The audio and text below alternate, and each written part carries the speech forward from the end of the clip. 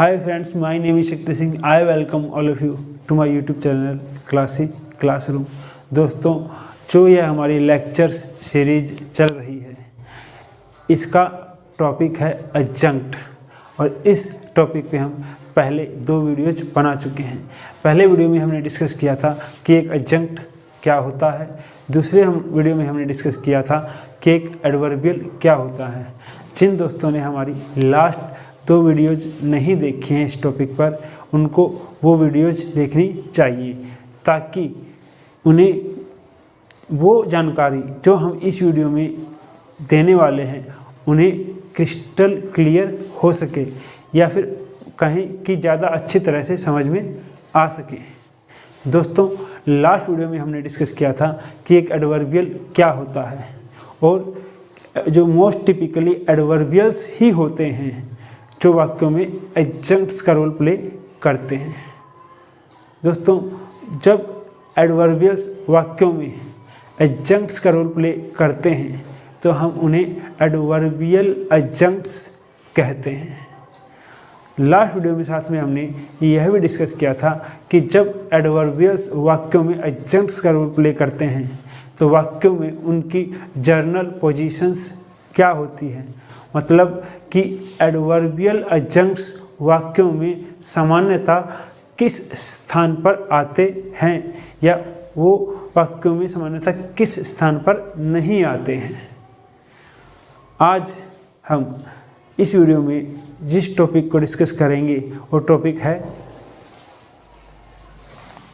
Types of information that adverbial adjuncts typically add in a sentence, मतलब वो जानकारियाँ जो एडवर्बियल एडजंक्ट्स वाक्यों में ऐड करते हैं, या फिर हम सिंपल शब्दों में कहें तो एडवर्बियल एडजंक्ट्स हमें वाक्यों में किस प्रकार की जानकारियों को देते हैं या हम तक पहुंचाते हैं। चलिए दोस्तों, बढ़ते हैं अपने टॉपिक की ओर। टॉपिक की ओर बढ़ने से पहले मैं यह बात बताना चाहूँगा कि इन वाक्यों में जिन भी एडवर्बियल्स का हमने प्रयोग किया है वो इन वाक्यों में एक एडजंक्ट के तौर पर ही आए हैं, और उनको हम एडवर्बियल एडजंक्ट्स कह सकते हैं। चलिए बढ़ते हैं अपने टॉपिक की ओर। पहले हम डिस्कस करेंगे इंफॉर्मेशन ऑफ मैनर, कि एडवर्बियल एडजंक्ट्स हमें वाक्यों में मैनर की इंफॉर्मेशन देते हैं।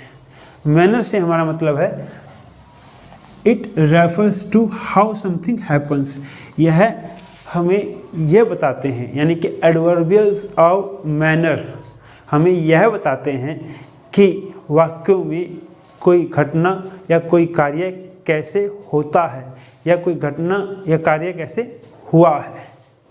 For examples, he sings beautifully, कि वह सुंदर गाता है। तो इस वाक्य में जो हमारा वर्ड ब्यूटीफुली है यह एक एडवर्बियल है, और हमें यह बता रहा है कि वाक्य का सब्जेक्ट ही कैसे गाता है।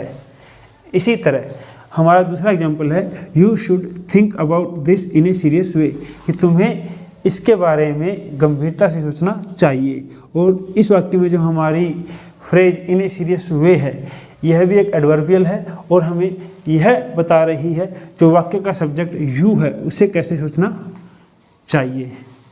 अगर मैं दूसरे शब्दों में कहूँ तो जो हमारे एडवर्बियल्स ऑफ मैनर हैं वो हमें वाक्यों में हाउ का रिप्लाई देते हैं। फॉर एग्जाम्पल, जैसे कि हमारा पहला सेंटेंस है ही सिंग्स ब्यूटीफुली, कि वह सुंदर गाता है। तो मैं सवाल पूछ सकता हूँ, मैं क्वेश्चन कर सकता हूँ कि हाउ डज ही सिंग, कि वह कैसे गाता है। तो आंसर होगा ब्यूटीफुली, ही सिंग्स ब्यूटीफुली। इसी तरह जो हमारा दूसरा एग्जाम्पल है you should think about this in a serious वे, तो मैं क्वेश्चन कर सकता हूँ कि how should I think about this, तो आंसर होगा इन ए सीरियस वे, या फिर you should think about this in a serious वे। तो यहाँ पर हम कह सकते हैं कि जो हमारे एडवर्बियल्स ऑफ मैनर होते हैं वो वाक्य में हाउ का रिप्लाई होते हैं। इसी तरह जो हमारी दूसरी प्रकार की इन्फॉर्मेशन होती है, इन्फॉर्मेशन ऑफ प्लेस होती है, यानी कि वाक्यों में स्थान को लेकर होती है। यहाँ पर प्लेस वाक्यों में किस बात को रेफर करता है? It refers to where something happens. जब हम एडवर्बियल्स और प्लेस की बात करते हैं तब वो हमें वाक्यों में यह जानकारी देते हैं कि वाक्यों में किया गया कार्य या घटना कहाँ पर होती है, या वाक्यों में किया गया कार्य या घटना कहाँ पर हुई है। For example, have you got all your friends near by? क्या तुम्हें तुम्हारे सारे दोस्त आसपास मिल गए हैं? तो इस वाक्य में जो हमारा वर्ड नियर बाई है ये एक एडवर्बियल है और यह हमें इस बात की जानकारी दे रहा है कि जो वाक्य का सब्जेक्ट यू है उसे उसके दोस्त कहाँ मिले हैं। इसी तरह हमारा जो दूसरा वाक्य है, there is a shortage of mid day meal in our school, कि हमारे स्कूल में मिड डे मील की कमी है।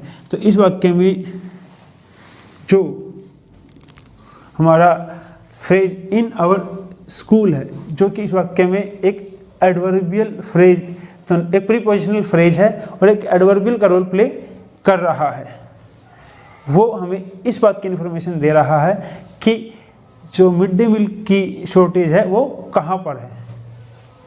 दोस्तों, अगर मैं दूसरे शब्दों में कहूँ तो जो हमारे एडवर्बियल्स ऑफ मैनर होते हैं वो हमें वाक्यों में वेयर का रिप्लाई देते हैं। फॉर एग्जाम्पल, जैसे हमारा पहला एग्जाम्पल है, have you got all your friends near by? क्या तुम्हें अपने सारे दोस्त आसपास मिल गए हैं? तो मैं पूछ सकता हूँ where have you got your all friends, कि तुम्हें तुम्हारे सारे दोस्त कहाँ पर मिले हैं? तो आंसर होगा नियर बाई। या हम ये कह सकते हैं कि I have got my all friends near by. इसी तरह जो हमारा दूसरा वाक्य है एग्जाम्पल के तौर पे, वो है there is a shortage of mid day meal in our school, कि हमारे स्कूल में मिड डे मील की शॉर्टेज है। हम यह पूछ सकते हैं where is the shortage of mid day meal, कि मिड डे मील की शॉर्टेज कहाँ पर है? तो आंसर होगा in our school. There is a shortage of mid day meal in our school. दोस्तों, तो हम यहाँ कह सकते हैं कि जो हमारे एडवर्बियल्स ऑफ प्लेस होते हैं वो वाक्यों में वेयर का रिप्लाई होते हैं। इसी तरह जो तीसरी प्रकार की इंफॉर्मेशन एडवर्बियल एडजंक्ट्स वाक्य में ऐड करते हैं वो टाइम को लेके होते हैं, और यह हमें वाक्यों में क्या बताता है? It refers to when something happens.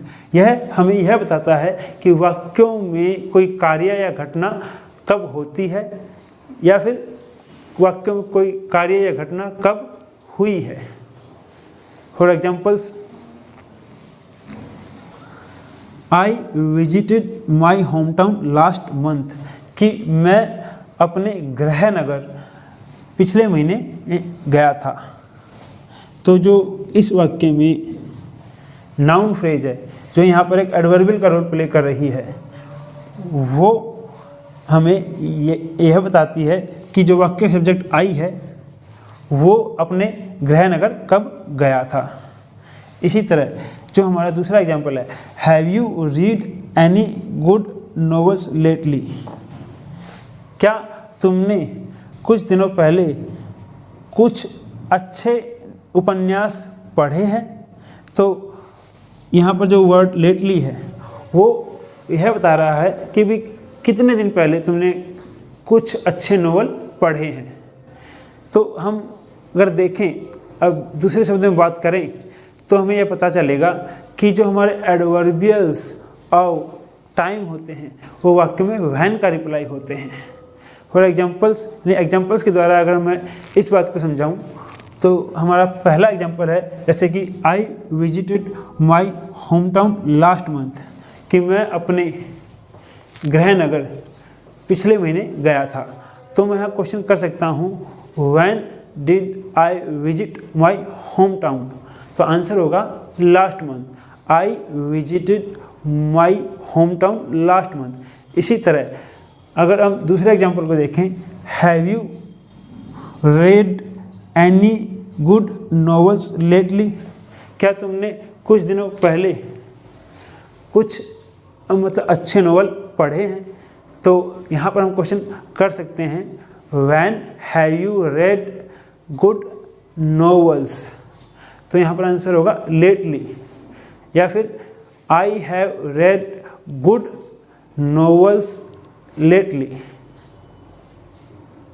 चलिए दोस्तों, यहाँ पर आपको यह समझ में आया होगा कि जो हमारे एडवर्बियल्स होते हैं वो वाक्यों में मैनर, प्लेस और टाइम की इन्फॉर्मेशन को ऐड करते हैं। और बहुत सारी इन्फॉर्मेशन होती हैं जो एडवर्बियल्स वाक्यों में ऐड करते हैं, उन्हें हम आगे इसी वीडियो में डिस्कस करते हैं। चलिए दोस्तों, अब हम बात करते हैं इन्फॉर्मेशन ऑफ ड्यूरेशन की। Duration, it refers to length of time over which something happens. जब एडवर्बियल एडजंक्ट्स वाक्यों में इंफॉर्मेशन ऑफ ड्यूरेशन को ऐड करते हैं तो वो हमें यह बताते हैं कि वाक्य में हुआ कार्य या वाक्य में हुई घटना कितने लंबे समय के लिए हुई है या कितनी देर के लिए हुई है। फॉर एग्जाम्पल्स, हमारा पहला एग्जाम्पल है we met her at your wedding very briefly, कि हम उससे तुम्हारी शादी पर बहुत ही कम समय के लिए मिले थे। तो जो हमारा एडवर्बियल एडजंक्ट वेरी ब्रीफली है, इस वाक्य में हमें यह बता रहा है कि हम उससे तुम्हारी शादी पर कितने समय के लिए मिले थे। इसी तरह जो हमारा दूसरा एग्जाम्पल है we have been teaching students for 2 hours, कि हम विद्यार्थियों को 2 घंटे से पढ़ा रहे हैं। तो इस वाक्य में जो हमारा एडवर्बियल एडजंक्ट फॉर 2 आवर्स है वो हमें इस बात की इन्फॉर्मेशन दे रहा है कि हम विद्यार्थियों को कितनी देर से पढ़ा रहे हैं। दोस्तों, जो हमारे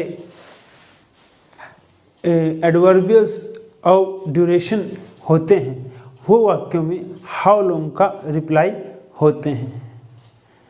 जैसे कि हमारा पहला एग्जाम्पल है we met her at your wedding very briefly, कि हम उससे तुम्हारी शादी पर बहुत ही कम समय के लिए मिले थे।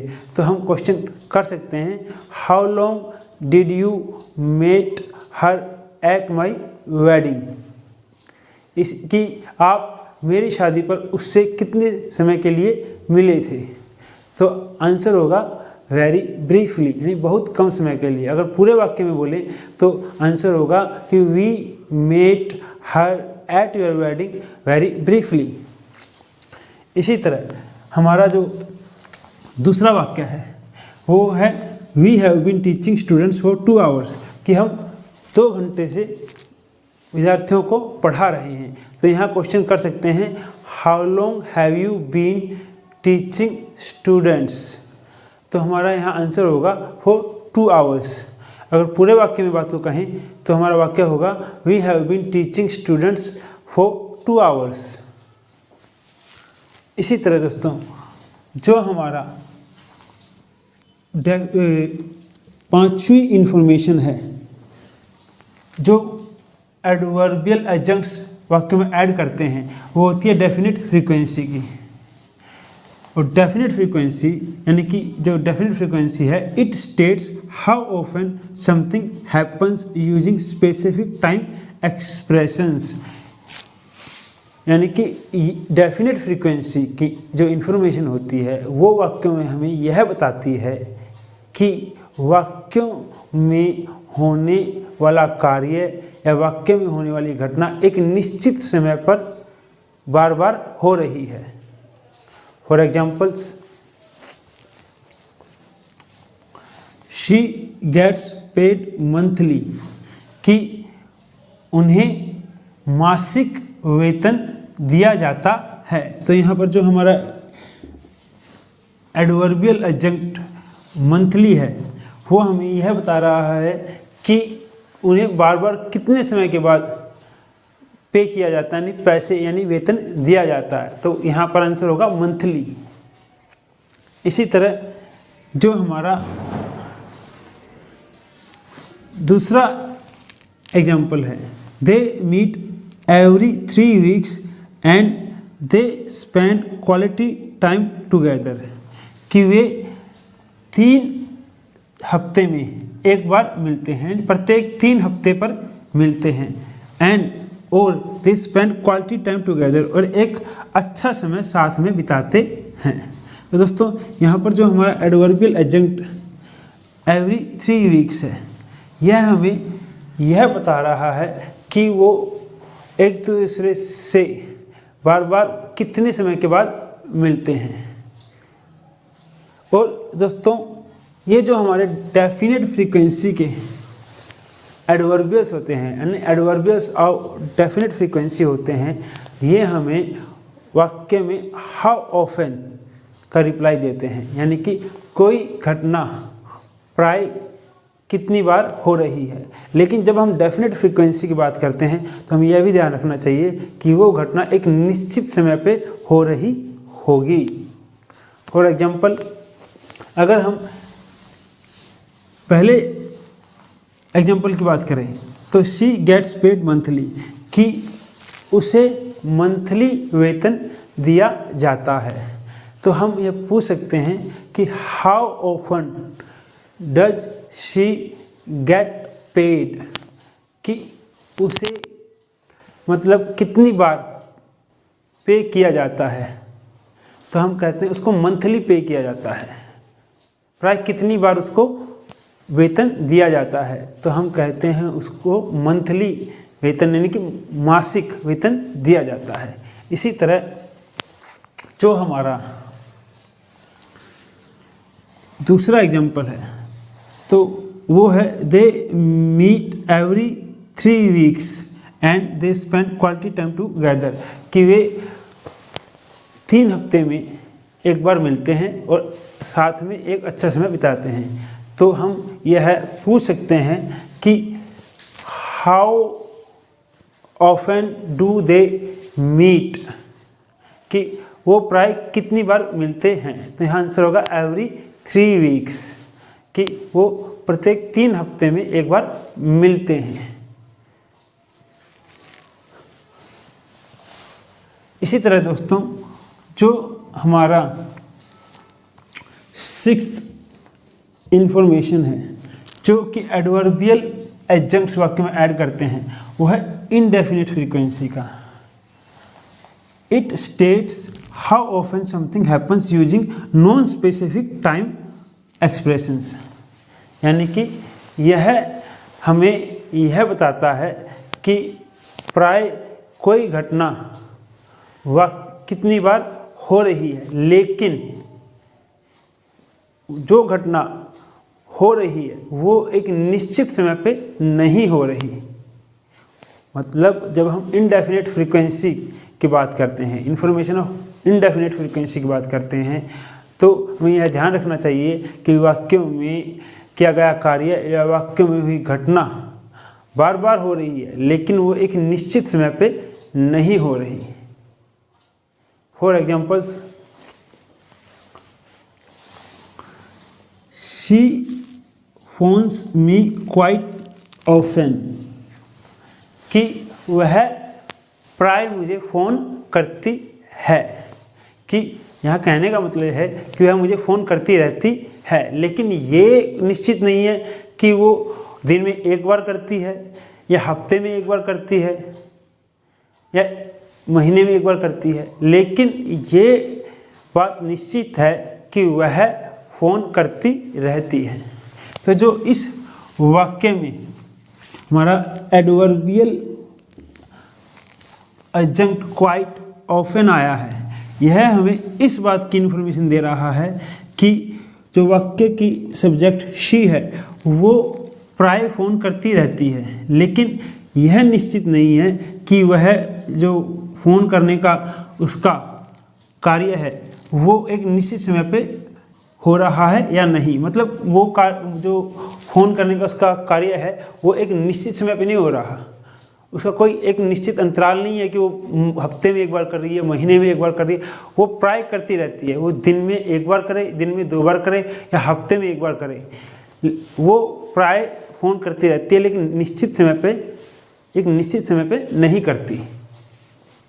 इसी तरह जो हमारा दूसरा एग्जाम्पल है वो है I eat nonveg food now and then, कि मैं मांसाहारी खाना कभी कभी खाता हूँ। अब यहाँ भी जो वाक्य का सब्जेक्ट आई है वो नॉनवेज यानी मांसाहार खाता है, लेकिन नाउ एंड देन कभी कभी। अब ये निश्चित नहीं है कि वो कितने हफ्ते बाद, कितने दिनों बाद, कितने महीने बाद वो नॉनवेज खाता है, लेकिन ये निश्चित है कि वो जो नॉनवेज है, मांसाहार, वो खाता रहता है। यानी यहाँ पर कार्य के होने की जो है वो समय निश्चित नहीं है। इसीलिए जो हमारा एडवर्बियल एडजंक्ट है नाउ एंड देन, ये इस बात की इन्फॉर्मेशन तो दे रहा है कि उस जो हमारा वाक्य का सब्जेक्ट आई है वो नॉनवेज खाता रहता है, लेकिन ये नहीं बता पा रहा कि वो कितने समय के बाद नॉनवेज खाता है। यानी कि ये जो भी हमारे इनडेफिनिट फ्रीक्वेंसी के एडवर्बियल एडजंक्ट्स होते हैं, ये सिर्फ हमें इस बात की इन्फॉर्मेशन देते हैं कि कोई कार्य बार बार हो रहा है, लेकिन इस बात की इन्फॉर्मेशन नहीं देते कि वो कितने समय के बाद कार्य रिपीट हो रहा है, दोहराया जा रहा है। लेकिन जब हम बात करें डेफिनेट फ्रीक्वेंसी की, तब कार्य एक निश्चित समय पे लगातार होता है। मतलब जो डेफिनेट फ्रीक्वेंसी के एडवर्बियल एडजंक्ट्स होते हैं वो हमें यह भी बताते हैं कि कार्य बार बार हो रहा है, और साथ में यह भी बताते हैं कि कितने समय के बाद वो कार्य रिपीट हो रहा है या दोहराया जा रहा है। लेकिन इनडेफिनेट फ्रीक्वेंसी में हमें सिर्फ इस बात की इन्फॉर्मेशन मिलती है कि कार्य बार बार हो रहा है, लेकिन इस बात की इन्फॉर्मेशन नहीं मिलती कि कार्य कितने समय के बाद, मतलब दोबारा हो रहा है। और हम बात करें तो इनडेफिनेट फ्रीक्वेंसी की, तो इस केस में भी जो हमारे एडवर्बियल एडजंक्ट्स होते हैं वो हाउ ऑफन का रिप्लाई होते हैं। फॉर एग्जांपल्स, जैसे कि हमारा पहला सेंटेंस है she phones me quite often, तो हम पूछ सकते हैं कि how often does she phone you, और आंसर होगा क्वाइट ऑफन। या फिर हम पूरे वाक्य में बात करें तो she phones me quite often. इसी तरह हमारा जो दूसरा एग्जांपल है I eat nonveg food now and then, कि मैं कभी कभी मांसाहार यानी कि नॉनवेज खाता हूँ। तो यहाँ पर हम क्वेश्चन कर सकते हैं कि how often do you eat nonveg, तो आंसर होगा नाउ एंड देन, मतलब कभी कभी। या पूरे वाक्य में बात करें तो I eat nonveg food now and then. चलिए दोस्तों, अभी हमें यह पता चला कि जो हमारे एडवर्बियल एडजंक्ट्स होते हैं वो वाक्यों में information of duration, information of definite frequency और इंफॉर्मेशन ऑफ इनडेफिनेट फ्रीक्वेंसी को भी ऐड करते हैं। अभी हम आगे और जानेंगे कि वो और कौन कौन सी जानकारियाँ होती हैं जो कि एक एडवर्बियल एडजंक्ट वाक्यों में ऐड करता है। चलिए दोस्तों, अब हम बात करते हैं 7वीं प्रकार की जानकारी के बारे में, यानी 7th इंफॉर्मेशन के बारे में, जो कि एडवर्बियल एडजंक्ट्स वाक्यों में ऐड करते हैं। वो है information of reason. It states why. यह इन्फॉर्मेशन जो होती है यह वाक्यों में होने वाले कार्य या वाक्यों में होने वाली घटनाओं के कारण को बताती है कि वाक्य में जो कार्य हुआ है या वाक्य में जो घटना हुई है उसके होने का क्या कारण है या कारण था। For example, he had to leave the job because of personal reason, कि उसे नौकरी छोड़नी पड़ी थी उसके व्यक्तिगत कारण से। तो इस वाक्य में जो हमारा फ्रेज है बिकॉज ऑफ पर्सनल रीजन, यह एक एडवर्बियल है और हमें यह बता रहा है कि वाक्य का जो सब्जेक्ट ही है उसे नौकरी क्यों छोड़नी पड़ी थी। इसी तरह जो हमारा दूसरा एग्जाम्पल है, I punished you for your bad behaviour, कि मैंने तुम्हें सजा दी थी तुम्हारे बुरे व्यवहार के कारण। तो इस वाक्य में जो हमारा फ्रेज है फॉर योर बैड बिहेवियर, यह भी एक एडवर्बियल है और हमें यह इन्फॉर्मेशन दे रहा है कि जो वाक्य का सब्जेक्ट आई है उसने सजा क्यों दी थी। दोस्तों, जो हमारे एडवर्बियल्स और रीजन होते हैं, यानी वो एडवर्बियल एडजंक्ट्स जो वाक्यों में इंफॉर्मेशन और रीजन को ऐड करते हैं, वो वाई का रिप्लाई होते हैं। For examples, he had to leave the job because of personal reason, कि उसे अपने व्यक्तिगत कारण के से नौकरी छोड़नी पड़ी थी। तो हम यह क्वेश्चन कर सकते हैं, why did he have to leave the job, कि उसे नौकरी क्यों छोड़नी पड़ी थी। तो आंसर होगा बिकॉज ऑफ पर्सनल रीजन, कि उसे अपने व्यक्तिगत कारण से नौकरी छोड़नी पड़ी थी। अगर हम पूरे वाक्य में कहें तो he had to leave the job because of personal reason. इसी तरह हमारा जो दूसरा वाक्य है, I punished you for your bad behaviour, कि मैंने तुम्हें सजा दी थी तुम्हारे बुरे व्यवहार के कारण। तो यहाँ पर हम क्वेश्चन कर सकते हैं कि why did you punish me. तो आंसर होगा फॉर योर बैड बिहेवियर, यानी तुम्हारे बुरे व्यवहार के कारण। अगर पूरे वाक्य में कहें तो I punished you for your bad behaviour, कि मैंने तुम्हें तुम्हारे बुरे व्यवहार के कारण सजा दी थी। इसी तरह दोस्तों, जो 8वें प्रकार की इंफॉर्मेशन होती है वो होती है information of purpose. It states a goal और पर्पज। जो हमारे एडवर्बियल एडजंक्ट्स होते हैं, जो इंफॉर्मेशन और पर्पज को वाक्यों में ऐड करते हैं, वो हमें यह बताते हैं कि वाक्यों में किए गए कार्य या वाक्य में हुई घटना के करने या होने का क्या उद्देश्य है या उद्देश्य था। For examples, I went to the tea stall for a quick tea, मैं तुरंत एक चाय पीने के लिए टी स्टॉल पर गया था।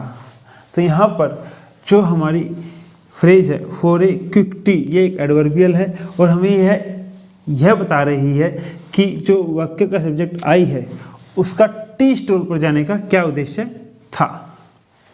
इसी तरह दोस्तों, जो हमारा दूसरा एग्जाम्पल है वो है help poor and needy in order to serve God, कि गरीबों और ज़रूरतमंदों की सहायता करें भगवान की सेवा करने के लिए। तो यहाँ पर जो हमारी फ्रेज है इन ऑर्डर टू, वो हमें यह बता रही है कि हमें पुअर और नीडी यानी कि जो गरीब हैं या ज़रूरतमंद हैं उनकी सहायता किस उद्देश्य से करनी चाहिए। हमें भगवान की सेवा करने के लिए हमें गरीबों और ज़रूरतमंदों की सहायता करनी चाहिए।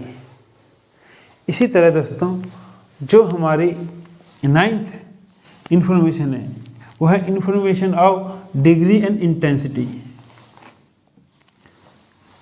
It refers to how much to what degree something happens.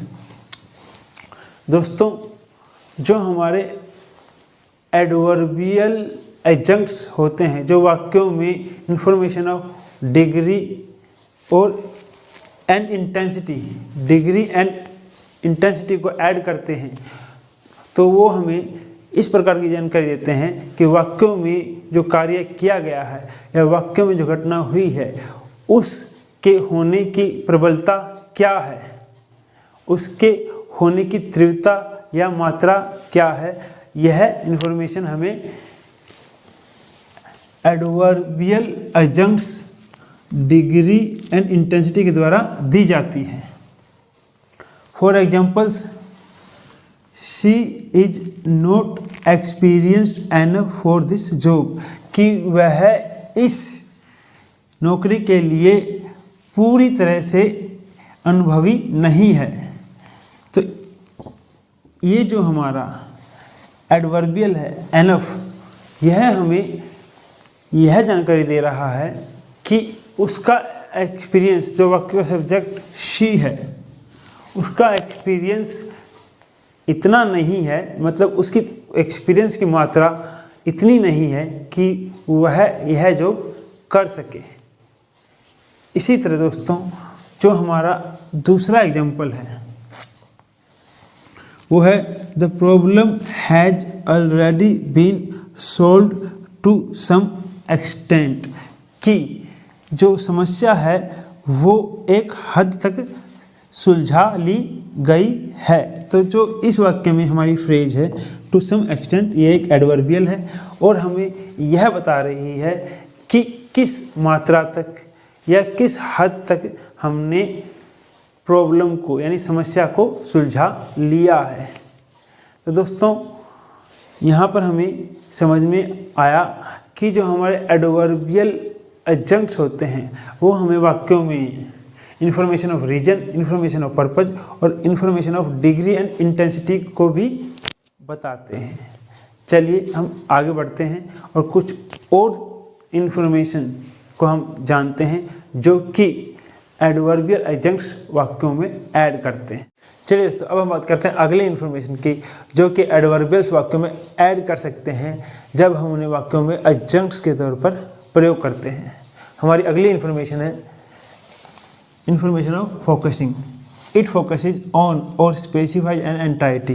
दोस्तों जब हम कोई वाक्य लिखते हैं या कोई वाक्य बोलते हैं तो उस वाक्य के एक खास हिस्से पर फोकस करने के लिए यानी कि प्रभाव डालने के लिए या सामने वाले का ध्यान केंद्रित करने के लिए हम फोकसिंग एडवर्बियल्स का प्रयोग करते हैं। For examples, your bicycle just needs some oil, कि तुम्हारी बाइसिकल को केवल कुछ तेल की ज़रूरत है। तो दोस्तों यहाँ पर हम यह बताना चाहते हैं कि जो सामने वाला है उसकी बाइसिकल मान लो ख़राब हो गई है या उसमें कोई प्रॉब्लम है, तो हम उसको यह बताना चाहते हैं, इस बात पर उसका ध्यान केंद्रित करना चाहते हैं कि उसकी बाइसिकल को और किसी चीज़ की ज़रूरत नहीं है, बस कुछ ऑयल की ज़रूरत है। अगर उसमें वो ऑयल यानी तेल डाल देता है तो उसकी बाइसिकल ठीक हो जाएगी। तो उस संदर्भ में वाक्य के इस हिस्से पर कि उसकी बाइसिकल को केवल कुछ तेल की ज़रूरत है, इस हिस्से पर सामने वाले का ध्यान फोकस करने के लिए, केंद्रित करने के लिए हमने वाक्य में फोकसिंग एडवर्बियल्स जस्ट का प्रयोग किया है और हमारा वाक्य बना है your bicycle just needs some oil, कि तुम्हारी बाइसिकल को केवल कुछ तेल की ज़रूरत है। अगर हम इस वाक्य को बिना फोकसिंग एडवर्बियल जस्ट के बनाते तो हमारा वाक्य होता your bicycle needs some oil, कि तुम्हारी बाइसिकल को तेल की ज़रूरत है। तो इस वाक्य में हमने सामने वाले का ध्यान किसी पर्टिकुलर बात पर आकर्षित करने की कोशिश नहीं की होती, लेकिन जब हमने फोकसिंग एडवर्बियल जस्ट का प्रयोग किया तब हमने वाक्य के इस हिस्से पर सामने वाले का ध्यान आकर्षित करने की कोशिश की है। चलिए अब हम देखते हैं अपना दूसरा example. It is above all my family matter, कि यह हर प्रकार से मेरा पारिवारिक मुद्दा है।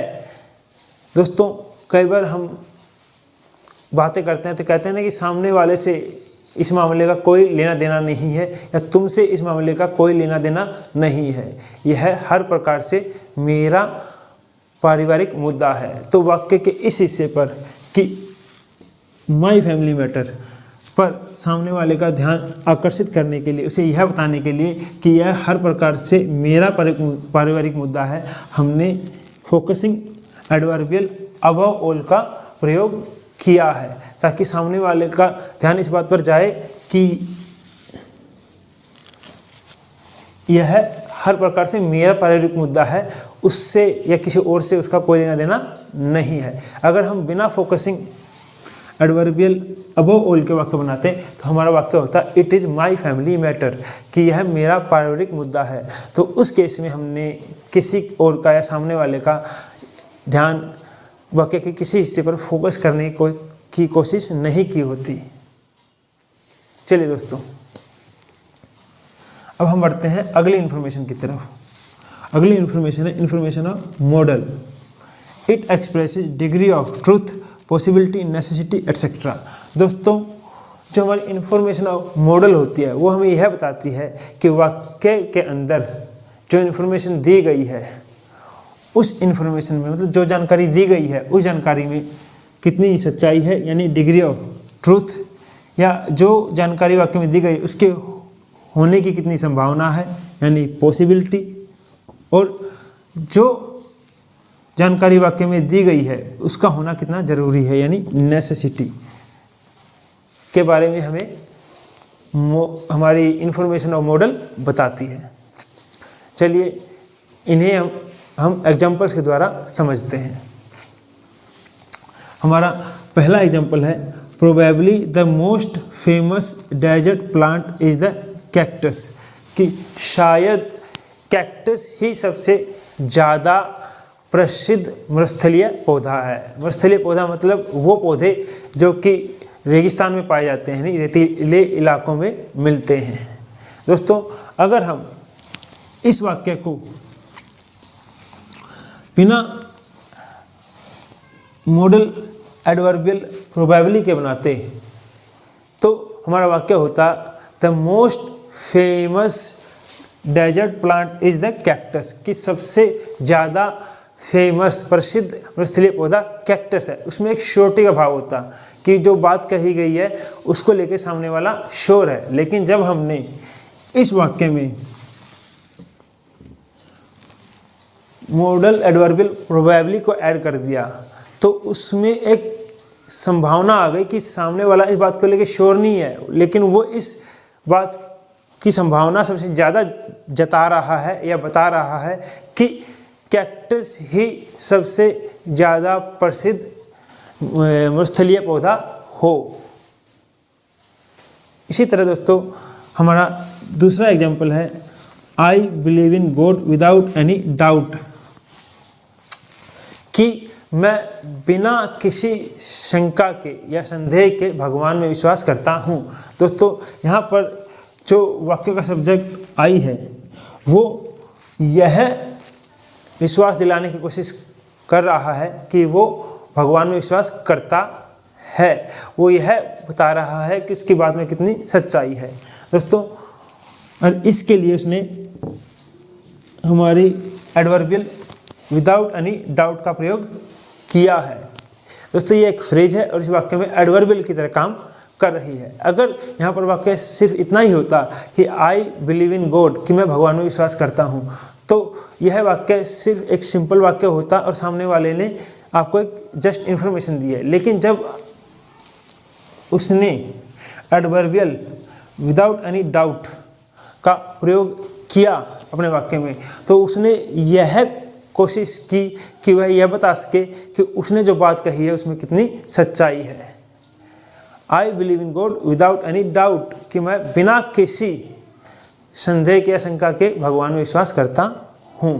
तो यानी कि जो हमारा पहला वाक्य है उसमें हमारा जो मॉडल एडवर्बियल है वो पॉसिबिलिटी को रिप्रेजेंट कर रहा है, और जो हमारा दूसरा वाक्य है उसमें जो हमारा एडवर्बियल है वो डिग्री ऑफ ट्रूथ को रिप्रेजेंट कर रहा है। चलिए अब बढ़ते हैं हम अगली इन्फॉर्मेशन की तरफ। जो हमारी अगली इन्फॉर्मेशन है वो है इन्फॉर्मेशन ऑफ इवैल्यूएशन। और जो एडवर्बियल्स हमें इवैल्यूएशन की इन्फॉर्मेशन देते हैं उन्हें हम इवैल्यूएटिव एडवर्बियल्स कहते हैं। दोस्तों, इट जजेस और comments on the event gives the speakers opinion. दोस्तों, जो हमारे इवैल्यूएटिव एडवर्बियल्स होते हैं ये वाक्यों में दी गई इन्फॉर्मेशन पर कमेंट यानी कि टिप्पणी और वाक्य में दी गई इन्फॉर्मेशन के बारे में जो बोलने वाले के स्पीकर्स की क्या राय है उसको दर्शाने के लिए प्रयोग किए जाते हैं। For examples, with luck we should be finished by 5:30 कि अगर भाग्य साथ देता है तो हमें अपना काम 5:30 तक ख़त्म कर लेना चाहिए। तो दोस्तों, यहाँ पर जो हमारा एडवर्बियल है विद लक, वो यह बता रहा है कि जिसने यह बात कही है यानी स्पीकर की यह कहना है कि अगर भाग्य साथ देता है तभी हम अपना काम 5:30 तक कर सकते हैं।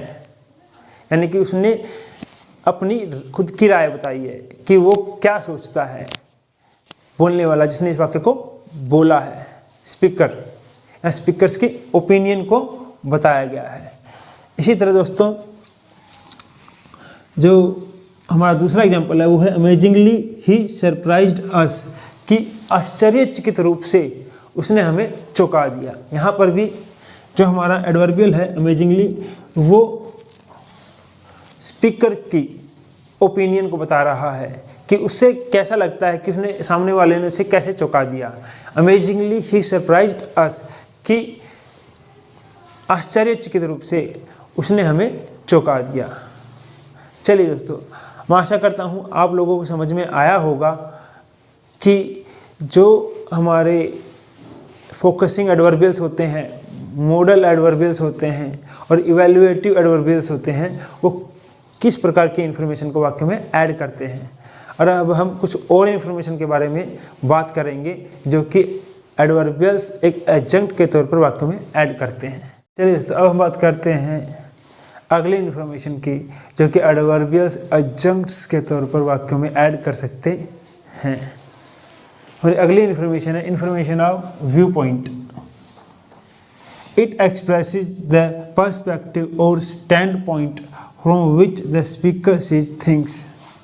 दोस्तों, जो हमारी इन्फॉर्मेशन ऑफ व्यू पॉइंट होती है और या कहें जो हमारे व्यू पॉइंट एडवर्बियल्स होते हैं वो वाक्यों में इस इन्फॉर्मेशन को ऐड करते हैं कि स्पीकर जो वाक्य को बोल रहा है या वाक्य को बोलने वाला है वो वाक्य में कही गई बात को या वाक्य में जो इन्फॉर्मेशन दे रही है उसको किस नज़रिए से देख रहा है, वाक्य में दी गई इन्फॉर्मेशन के बारे में उसका खुद का क्या नज़रिया है। चलिए समझते हैं इसी बात को एग्जाम्पल्स के द्वारा। दोस्तों, हमारा पहला वाक्य है according to my point of view it is a disgrace कि मेरे नज़रिए के अनुसार यह एक शर्म की बात है। किसके नज़रिए के अनुसार?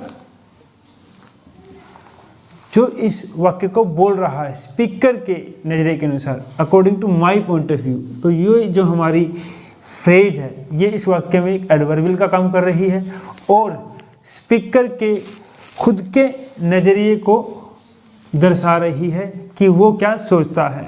According to my point of view it is a disgrace कि यह मेरे नज़रिए के अनुसार यह एक शर्म की बात है।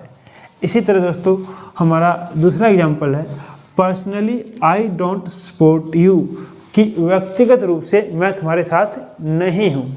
तो यहाँ पर जो हमारा एडवर्बियल पर्सनली है वो वाक्य के सब्जेक्ट आई के खुद के व्यू पॉइंट नज़रिए को बता रहा है और वाक्य है personally I don't support you कि व्यक्तिगत रूप से मैं तुम्हारे साथ नहीं हूँ।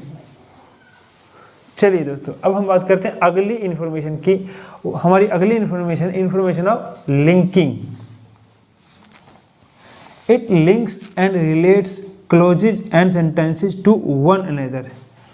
दोस्तों, जो हमारी इन्फॉर्मेशन ऑफ लिंकिंग होती है, या कहें जो हमारे लिंकिंग एडवर्बियल्स होते हैं, वो दो वाक्यों को एक दूसरे से एक आइडिया के साथ कनेक्ट करते हैं। दोस्तों, यहाँ पर दो वाक्यों को कनेक्ट करके एक सिंगल वाक्य में नहीं कन्वर्ट किया जाता, मतलब दो वाक्य को कनेक्ट करके एक वाक्य नहीं बनाया जाता, वो काम कंजंक्शंस का होता है। लेकिन जो हमारे लिंकिंग एडवर्बियल होते हैं वो दो वाक्यों को एक आइडिया के द्वारा कनेक्ट करते हैं। चलिए दोस्तों, इस बात को हम एग्जाम्पल्स के द्वारा समझते हैं। हमारा पहला एग्जाम्पल है, I worked till 5 o'clock then I went home, कि मैंने 5 बजे तक काम किया, उसके बाद मैं घर गया। तो दोस्तों, यहाँ पर जो हमारा एडवर्बियल है देन, यह वाक्य में इस आइडिया को जोड़ने के लिए या दर्शाने के लिए प्रयोग हुआ है कि वाक्य का सीक्वेंस क्या है, कि पहले कौन सा काम हुआ है और बाद में कौन सा काम हुआ है। यानी वाक्य में कौन से वाक्य में हुई घटना पहले हुई है और कौन से वाक्य में हुई घटना बाद में हुई है। जैसे कि आप देख सकते हैं कि आई वर्कड टिल 5 o'clock, कि मैंने 5 बजे तक काम किया, यानी ये घटना पहले हुई है। फिर देन, उसके बाद कौन सी घटना हुई है, आई वेंट होम, मैं घर गया। इसी तरह हमारा दूसरा एग्जाम्पल है, it was hard work, on the other hand we really enjoyed the experience, यह बहुत मेहनत भरा काम था, या यह बहुत मेहनत भरा था। ऑन द अदर हैंड, जबकि दूसरी तरफ we really enjoyed the experience, हमने अनुभव का पूरा मज़ा लिया या हमने अनुभव का पूरा आनंद उठाया। दोस्तों, यहाँ पर जो हमारा एडवर्बियल है ऑन द अदर हैंड, जो कि एक फ्रेज है, वो दो वाक्यों में जो आइडिया है वो है विरोधाभास का, कि दोनों में विरोध भास को दर्शाने के लिए हमने adverbial on the other hand, contradiction को दर्शाने के लिए हमने on the other hand adverbial का प्रयोग किया है, कि चाहे काम बहुत मेहनत भरा रहा हो, लेकिन हमने फिर भी उससे जो हमें अनुभव प्राप्त हुआ, एक्सपीरियंस प्राप्त हुआ, उसका भरपूर आनंद उठाया। तो यहाँ पर जो idea on the other hand के द्वारा दर्शाया गया है वाक्य को कनेक्ट करने के लिए, वो कॉन्ट्राडिक्शन का है, विरोधाभास का है। इट वॉज हार्ड वर्क, यह बहुत मेहनत भरा था, यह बहुत मेहनत भरा काम था। ऑन द अदर हैंड, दूसरी तरफ या फिर भी, we really enjoyed the experience, हमने अनुभव का भरपूर आनंद उठाया। चलिए दोस्तों, इसी तरह हमारा जो तीसरा एग्जाम्पल है वो है, he kicked the door, suddenly the door opened, कि उसने दरवाजे को लात मारी और अचानक से दरवाज़ा खुल गया। दोस्तों, यहाँ पर जो हमारा एडवर्बियल सडनली है वो किस आइडिया को दर्शा रहा है और किस आइडिया के द्वारा दो वाक्य कनेक्ट किए गए हैं। यहाँ पर जो हमारा वाक्य सडनली है वो यह बता रहा है कि दरवाज़ा क्यों खुला। यहाँ पर पहले वाक्य के में जो घटना हुई है उसके परिणाम स्वरूप दरवाज़ा अचानक से खुला। यहाँ रिजल्ट का आइडिया है, परिणाम का आइडिया है कि लात मारने का परिणाम, जो उसने दरवाजे पर लात मारी उसका परिणाम क्या हुआ। तो उस आइडिया को दर्शाने के लिए हमने यहाँ पर जो है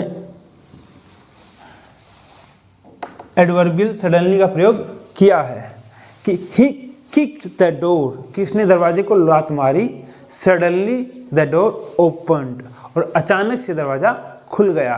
दरवाज़ा अचानक से इसलिए खुला क्योंकि उसने दरवाजे को लात मारी, यानी कि यह जो दरवाजे का अचानक खुलना है यह घटना पहले वाक्य में हुई घटना का परिणाम है, यानी कि रिजल्ट है।